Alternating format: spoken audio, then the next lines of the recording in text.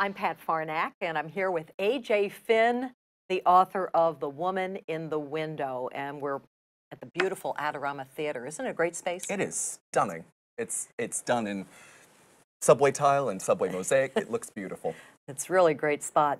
And I just found out that you are a guy yesterday. It's true. It was a surprise to me as well. It floored me. Did it? No, it really did. Oh, right. After reading your book, I somehow got the idea that it was a woman talking to me. So you must have an amazing understanding of women. You know, frequently when telemarketers call me, they address me as a woman. So I'm not altogether surprised. This has happened to me before.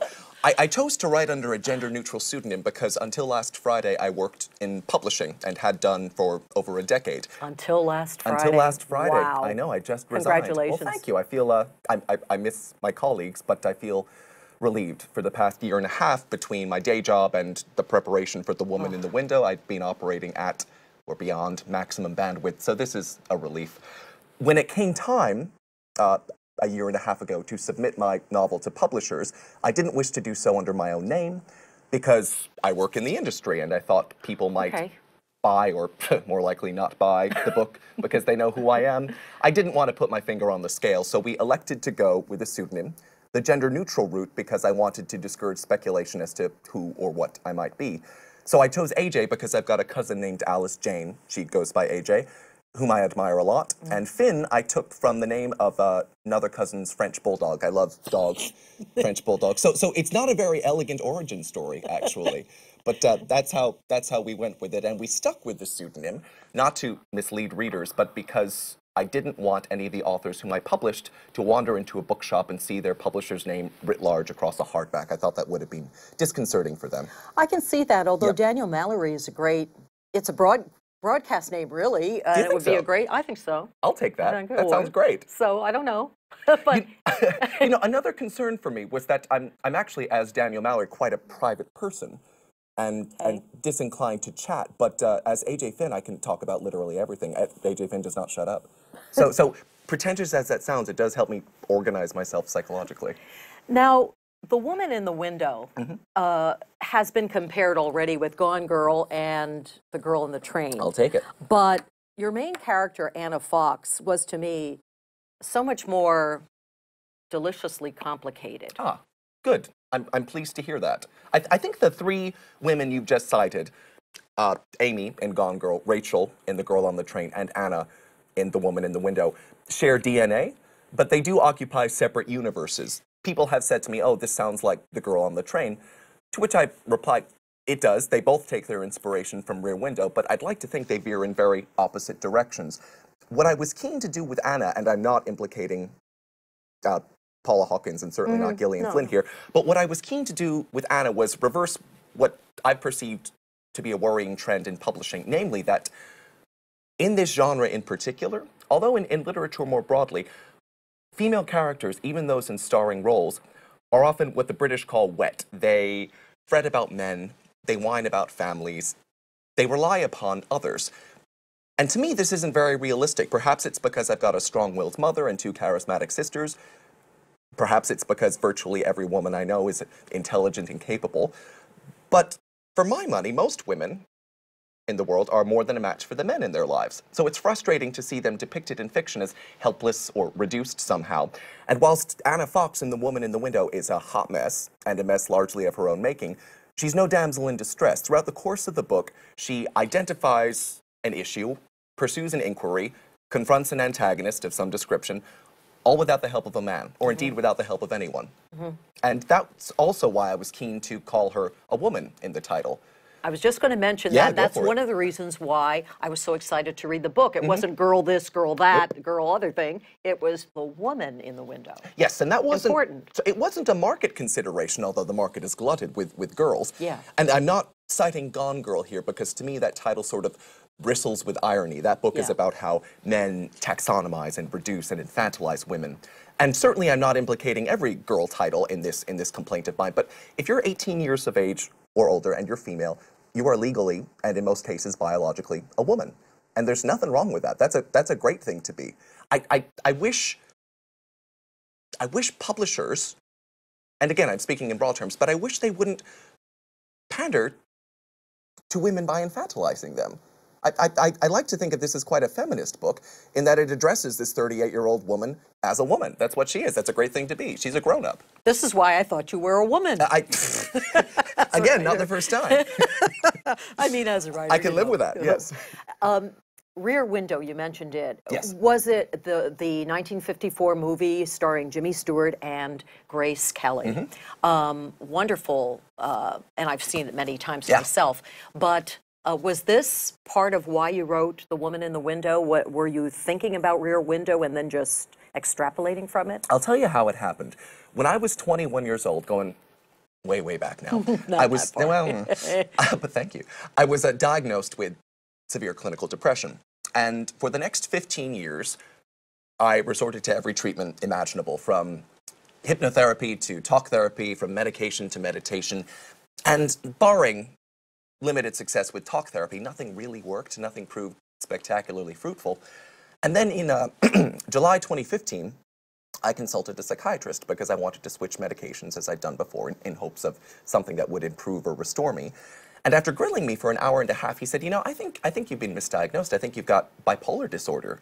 And I said, I don't consider myself to have experienced a manic episode. I've never gone full carry in Homeland.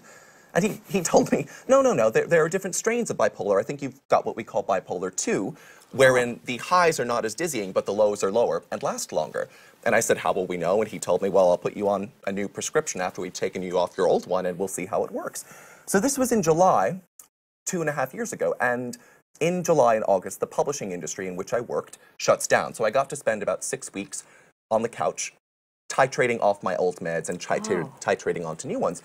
And I'd done this before, and I always say that I feel like the Hulk turning back into Bruce Banner, or vice versa.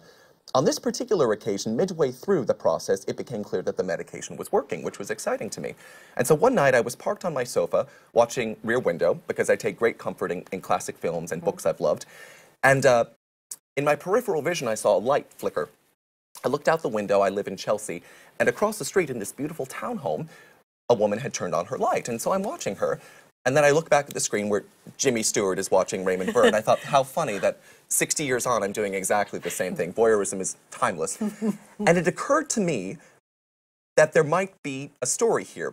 And this character, this woman, strode into my head. And although the circumstances of our respective traumas and depressions are very different, they felt to me comparable in intensity. In the book, we learn that something has befallen Anna, something terrible, and she's having trouble dealing with it. She is aggrieved, she is housebound, she's unable to leave. And at numerous points during my depression, I was unable to prise myself from bed, let alone leave the house. So between my experience, my corrective experience with depression, and the influence and inspiration of Jimmy Stewart, Rear Window, Hitchcock, and film noir more broadly, this sort of sloshed together in my head and took shape quite quickly. I never knew a lot about agoraphobia before reading your book. Oh, and right. it sort of had me looking into it. Yes. And it really made her so much more a sympathetic character. And maybe it was because of the old movies that she watched. Maybe it was also because she coped with Merlot. Yeah, maybe too many bottles of Merlot.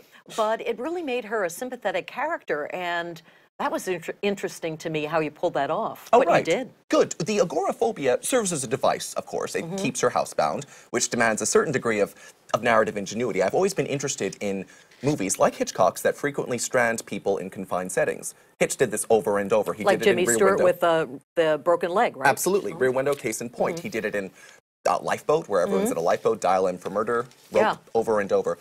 And I also wanted to give this character some hobbies, which is why she watches so many old films. The films actually serve as they serve a dual purpose. They lend atmosphere to the proceedings, and they also serve as narrative clues, or do they, as to what might happen. So if a reader comes across the title Gaslight, they might think, oh, is someone gaslighting her? Or do they? Exactly. That's completely correct. But just to round off what I was saying, the agoraphobia is a device, but it also serves as a useful metaphor for her state. She is locked in psychologically, just as she's locked in physically. But I'm glad it intrigued you. Yes. And I read Agatha Christie also, as I understand you did as a kid, child. and I actually published her as an adult. Oh, really? Yes. She never returns my calls, but I did publish her, yes. Well, the twisty endings, and we don't want to give that away not. because they're I had no idea. I mean, reading the end, I was totally shocked. Good. Yeah. Good. That's what I Yeah. was going for. So it was really fabulous. And actually, I'll tell you after the interview, there was a specific Agatha Christie novel that influenced that ending. Oh. But I won't say it out loud right now. Oh, okay. Yes. Yeah, don't. Yeah. No, because that might give too much Absolutely. away. Even though Anna is an old movie fan, she also deals with the internet. Yes. And she has a cell phone, although her use of the cell phone is sort of sporadic, right? Yep. And she also has a landline still, so it's that holdover into so analog, isn't it? Yes. Right. But it does keep her in 2017. Yes. Or 2018 now that we are. Yes, here. absolutely. I do the same thing all the time. Yeah. Well, all the time for the past 2.5 days. As a publisher of principally crime fiction and thrillers, I've been frustrated over the years by the advent, so-called, of digital technology. It's actually made plotting suspense fiction much harder. It used to be that you could strand a heroine or a hero down a blind alley, corner them, and they were stuck. Yeah. Now all they have to do is haul out their iPhone and call the police, et cetera, et cetera.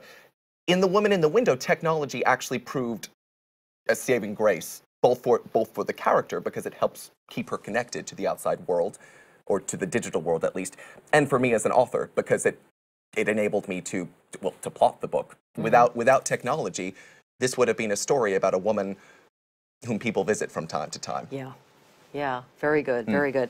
I understand that you have already sold the movie rights to your book. That is incredible. Congratulations. Thank you. That was exciting. And so do we know I know it's early days, but what happens now? When will we see it on the big screen? Well, I'll tell you, we sold the film rights before we actually sold any of the publishing rights. Wow. I know. The manuscript had made its way around Hollywood. I do not know how. In publishing, there are individuals called scouts whose clients include movie studios, and their job is to get their hands on manuscripts as they circulate. But this wasn't your agent or anything? This was not my agent, no. And actually, we were disinclined to entertain offers from Hollywood. We wanted to conclude the book business first, but Fox, bless them, would not leave us alone. And I remember my agent calling me when I was in LAX, and she said, "Oh, great news, we've got a film offer, and I think you should hear it." I said, "Well, tell me about it." She told me, it's what they call an exploding offer. You need to accept or reject it on the phone now, so I'm going to give you the sum, and you say yes or no. Exploding offer. Doesn't that sound sexy? Or something out of 24? So I got very nervous, and I said, "What's the offer?" I'm going to be gauche and talk money for a second, and my agent said, "Well, it's $1 million. Do you want it?" And I thought, let me think. Yes, I would like that. So very much. Right? So we hung up, and I wanted to tell someone about this, but there was no one in the terminal, aside from a lovely Japanese family, a mother, husband, and child. And so I turned to them, and I just gave them a thumbs up and smiled, and bless them, Pat, they all turned back to me and did the same thing. Oh, nice. I know. We're not still in touch, but that was lovely. So the studio swiftly attached its producer, a fellow named Scott Rudin, who's a total visionary, won an Oscar for No Country for Old Men, has done everything from The Social Network to The Grand Budapest Hotel to Clueless, one of my favorites. And Scott Rudin, in turn, has recruited to write the script Tracy Letts, the Pulitzer Prize-winning playwright of August Osage County. So between Scott and Tracy, I feel I'm in Scott and Tracy. Scott and Tracy. I've actually had the pleasure of meeting Scott. I'm sure Tracy does not know who I am, but T-Dog, I call him. So between those two, I feel I'm in excellent hands. Fox has done a great job. Casting will be the last step. Any ideas? So I know that if I were to name 6 actresses, the studio would cast the 7th. Yeah. And I'd look like a twit. Oh, come on. I'll tell you, though. I'll tell you whom I would have cast had this film been made in 1958. It would have been Jean Tierney. Oh, sure. The star of Laura. Yes. Because she, in her personal life, was afflicted with a grievance not dissimilar to Anna's. I did not know that. Yeah, I'll make this real quick. It's a fascinating story. Jean Tierney was one of the great screen actresses of the 40s. Daryl Zanuck called her one of the most beautiful women, actually the most beautiful woman ever to grace the screen. And in the 40s, married to Oleg Cassini. She did not know that. Yeah, right? You're educating It's an education today.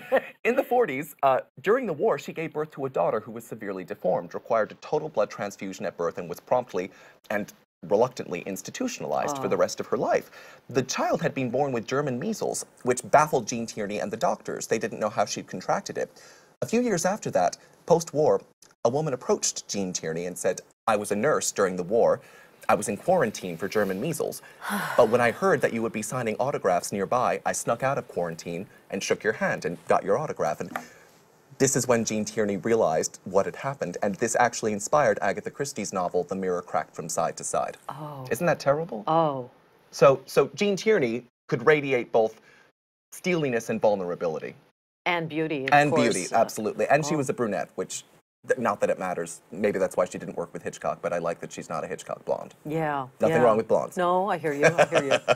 So no ideas about who? See, I'm going to press you on this. We've heard that numerous actresses have registered interest because there are so few roles in Hollywood, especially leading roles, for women over the age of 35, it seems. Yeah. And this character is 38. approaching 40, 38. She turns 39 over the course of the book. And I'd like to think it's a pretty juicy role. Oh my goodness, yes. So we've been fortunate to have heard rumors of actresses like Kate Blanchett, like Amy Adams, and many, many others who are equally splendid. So I'll be excited to see what happens. Well, this has been a real treat talking to you. Thank you. I wish you well. I know I don't need to wish you well because you're going to do very well with this. And I have to show you this. It isn't paranoia if it's really happening, is what they put on the marketing version of this. And the book is, I'll hold up a better one. Sure. There we go. The Woman in the Window. The Woman in the Window. And it's by A.J. Finn or Daniel Mallory. I answer to literally anything. So. Well, congratulations again on you, Pat. everything. And thank you so much for taking the time to do the interview. Thanks for having me. I appreciate it.